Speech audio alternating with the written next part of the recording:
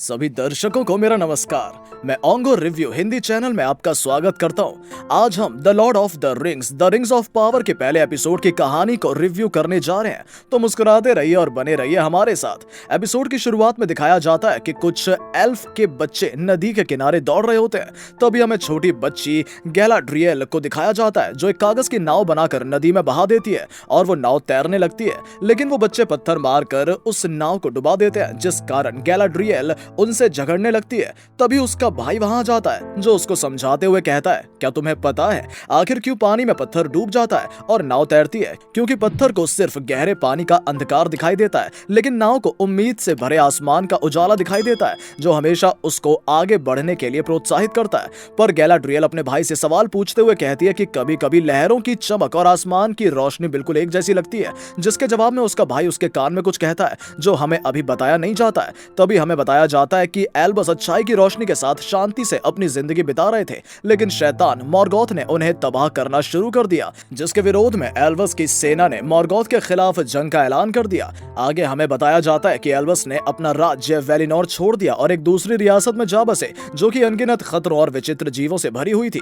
जिसका नाम है मध्य धरती। तभी हमें एक युद्ध का सीन दिखाया जाता है, जिसमें गैलाड्रियल के भाई और बाकी एल्बस को मॉर्गोथ की सेना के साथ लड़ते दिखाया जाता है। इस जंग ने मध्य धरती को तबाह कर दिया है और उसके निशान सदियों तक जिंदा रहे। इसके बाद हमें गैलाड्रियल को दिखाया जाता है, जो कि युद्ध में मरे सैनिकों के मध्य में खड़ी होती है और एक मरे हुए सैनिक का मुकुट उठाकर मुकुट से बने टीले पर रखती है, जिससे हमें यह पता चलता है कि इस युद्ध में न जाने कितने ही सैनिकों की मृत्यु हुई है। हमें बताया जाता है कि अंत में मॉर्गोथ की पराजय हुई, लेकिन लाखों घर बर्बाद हो गए। उसके बाद मॉर्गोथ की सेना में लड़ने वाले शैतान, जिन्हें ऑर्क्स कहा जाता है, वो पूरी मध्य धरती में फैल गए थे और लगातार अपनी संख्या में इजाफा कर रहे थे।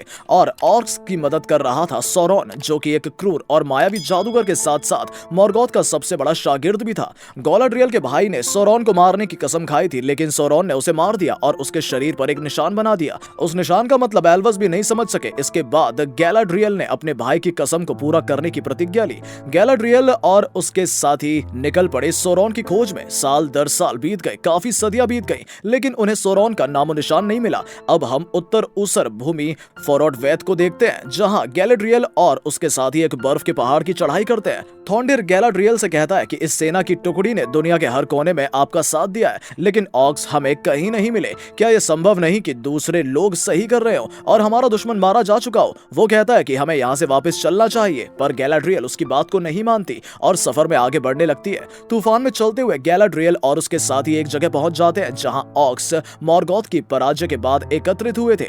गैलाड्रियल और उसके साथी एक दरवाजे को तोड़कर किले के अंदर जाते हैं, जहां उन्हें ऑक्स के कंकाल देखने को मिलते हैं। गैलाड्रियल कहती है कि शायद ये कोई काला जादू कर रहे होंगे, जिनसे इनकी मौत हो गई। तभी गैलाड्रियल एक पत्थर के ऊपर पानी डालती है, जिससे एक निशान प्रकट होता है, जो उसके मरे हुए भाई के शरीर पर भी बना था। उसे देख गैलाड्रियल थॉन्डिर से कहती है कि सौरॉन यही था, सबको कह दो कि सूर्य निकलते ही हम उत्तर की ओर तलाश करेंगे, जहां ऑक्स हो सकते हैं। थॉन्डिर कहता है कि हमें काफी समय पहले ही घर लौटने के आदेश थे, हमें घर जाकर महाराज से आदेश लेना चाहिए। लेकिन गैलाड्रियल को जब तक यकीन नहीं हो जाता कि सौरॉन मारा जा चुका है, तब तक वो घर नहीं लौटेगी। तभी हमें एक विशालकाय शैतान को दिखाया जाता है, जो उस सभी पर हमला कर देता है और वो सभी को बुरी तरह से मारता है, लेकिन गैलाड्रियल बहुत बहादुरी के साथ लड़ते हुए उस शैतान को मार गिराती है। गैलाड्रियल सबको कहती है कि वो उत्तर की ओर आगे जाएंगे, लेकिन सभी सैनिक अपनी तलवार जमीन पर रख गैलाड्रियल का विरोध करते हैं। तभी हमें रोवेरियन जगह को दिखाया जाता है, जहां दो शिकारी शिकार की तलाश कर रहे होते हैं। तभी वहां किसी के चलने की आहट होती है। उन दोनों में से एक शिकारी कहता है कि शायद वो हारफुट था।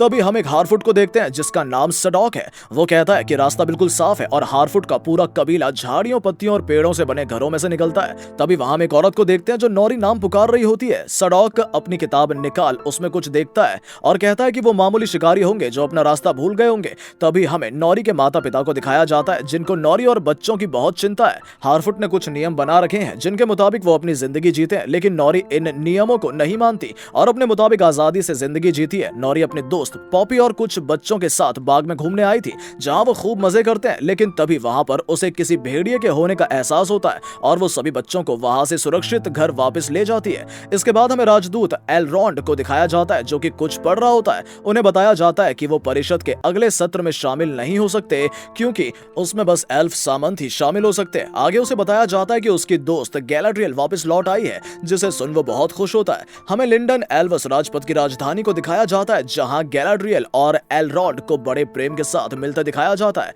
गैलाड्रियल एलरॉन्ड को सोरान का निशान दिखाते हुए बोलती है कि वो अभी जिंदा है, पर सवाल यह है कि वो कहां है। गैलाड्रियल कहती है कि मैं राजा से नई सेना की मांग करूंगी और सोरोन की तलाश करूंगी। एलरॉन्ड उसे सीधे शब्दों में कहता है कि राजा तुम्हारा साथ नहीं देंगे, उन्होंने पहले ही इस खतरनाक सफर को नामंजूर कर दिया था, लेकिन तुमने अपनी जिद नहीं छोड़ी और राजा का अपमान करती रही। लेकिन फिर भी राजा ने तुम्हें कोई सजा नहीं दी, बल्कि वो तो तुम्हारा और तुम्हारी सेना का सम्मान करने के एक समारोह का आयोजन कर रहे हैं। वापिस से हमें नोरी को दिखाया जाता है, जहां हमें नोरी और उसके पिता के प्यारे से रिश्ते को दिखाया जाता है। नोरी के पिता उसकी आजाद सोच का पूरा समर्थन करते हैं। पिता उसको बताते हैं कि 2 यात्री आए थे जो बहुत विशाल थे। नोरी को इस बात का अफसोस है कि वो उन्हें देख नहीं पाई। वहीं दूसरी तरफ हमें नोरी और उसकी माँ को दिखाया जाता है। वो अपनी माँ से पूछती है कि उसे कभी दक्षिण की ओर कोई खतरा महसूस हुआ है।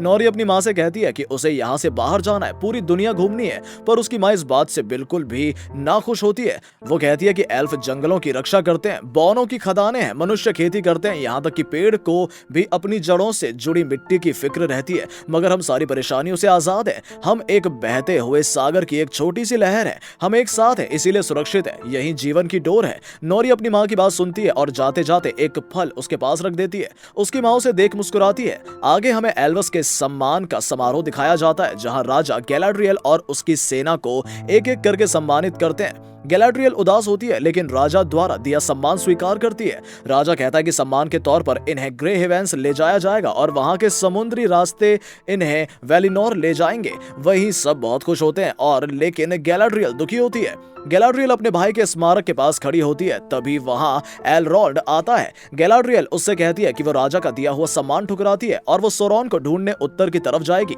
लेकिन एलरॉन्ड उसे समझाता है कि सोरोन मर चुका है। वो कहता है कि उसके भाई की मौत की वजह से उसके दिल में वहम बैठ गया है कि सोरोन जिंदा है, लेकिन ऐसा नहीं है। गैलाड्रियल कहती है कि ये कोई वहम नहीं है, शैतान जिंदा है, वो बस सही वक्त का इंतजार कर रहा है और सही वक्त आने पर वो बहुत भयंकर हमला करेगा। एलरॉन्ड कहता है कि वो अपनी जिद के लिए तुम इतने सारे एल्वस की जान खतरे में नहीं डाल सकती।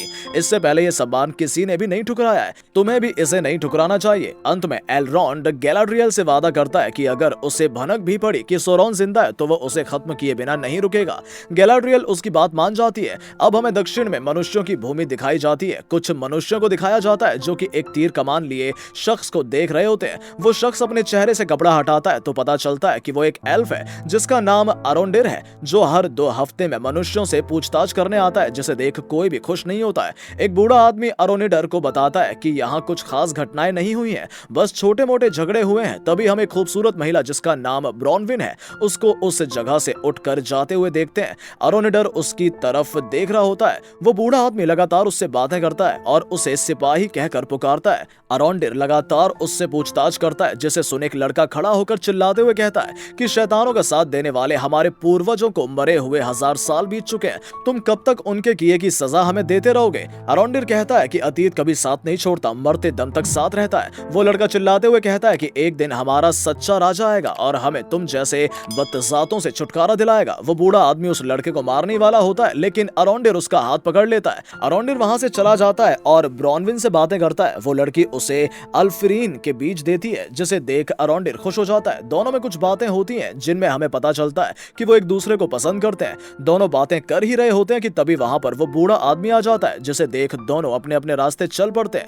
आगे हमें अरोंडिर और उसके दोस्त मेघोर को दिखाया जाता है, जो उससे कहता है कि अगर रक्षा प्रमुख का पता चला कि यहाँ क्या गुल खिला रहे हो तुम लोग, तो वो हमें माफ नहीं करेंगे। मेघोर अरोंडिर से कहता है कि इतिहास में केवल 2 बार इंसान और एल्फ की जोड़ी बनाने की कोशिश की गई है और उन कोशिशों का अंत बहुत दुखद और भयानक रहा है। तभी एक सिपाही इन दोनों के पास आकर कहता है कि महाराज ने युद्ध काल की समाप्ति की घोषणा कर दी है, सारे सैनिक चौकियां खाली की जा रही हैं, जिसे सुन अरोंडिर उदास हो जाता है। तभी हम अरोंडिर और रक्षा प्रमुख को एक साथ देखते हैं। अरोंडिर कहता है कि 79 साल तक मैं यहाँ तैनात रहा हूँ, अब मुझे इन वादियों की आदत हो गई है। वो कहता है कि बहुत चीजें बदल गई हैं रक्षा प्रमुख। इसके जवाब में रक्षा प्रमुख कहता है कि लेकिन यहाँ रहने वाले इंसान नहीं बदले, मॉर्गोथ का साथ देने वालों का गंदा खून अभी भी उनकी रगों में दौड़ रहा है। अरोंडिर कहता है कि यह सदियों पहले की की बात है, रक्षा प्रमुख अब वो ऐसे नहीं है।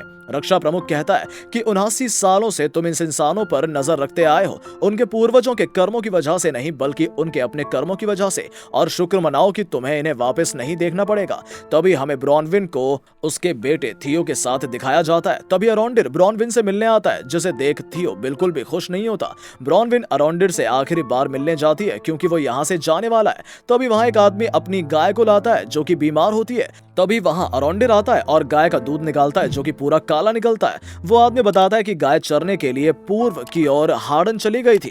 तभी हमें थियो और रोवन को दिखाया जाता है, जहां थियो रोवन को कुछ दिखाने लगता है।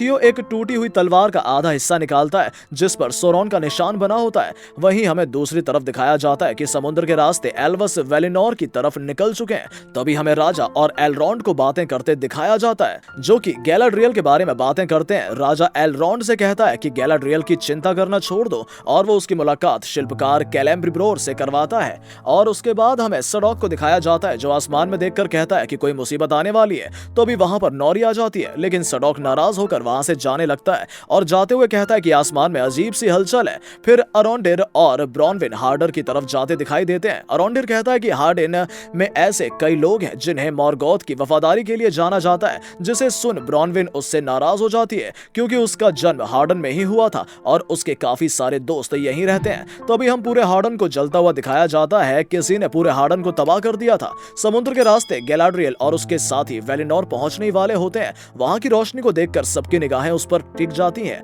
सभी उस रोशनी की तरफ बढ़ते हैं, लेकिन गैलाड्रियल को अपने भाई के कहे हुए शब्द याद आते हैं कि कभी कभी हम अंधेरे को छुए बिना रोशनी तक नहीं पहुंच सकते, और उन शब्दों को याद कर गैलाड्रियल नाव से कूद जाती है। तभी हम आसमान में एक ज्वाला को उड़ते हुए देखते हैं, जिसको सब घूर घूर कर देखते हैं, जो कि एक विनाश का संकेत भी हो सकता है। पहले वो ज्वाला एल्बस के शहर से होकर गुजरती है, फिर अरोंडिर और ब्रॉनविर के ऊपर से गुजरती है, और आखिर में हारफुट नौरी के ऊपर से गुजरती है। आखिरी में हम नौरी को देखते हैं, जो कि खौफ भरी निगाहों से आग में पड़े एक आदमी को देखती है। उसके चारों तरफ आग ही आग है और वो उसके बीच में पड़ा हुआ है। यहीं पर एपिसोड का अंत हो जाता है। अपना कीमती समय देने के लिए ओंगो रिव्यू चैनल आपका शुक्रिया अदा करता है। मूवीज और वेब शो के रिव्यू के लिए जुड़े रहिए ओंगो रिव्यू हिंदी के साथ।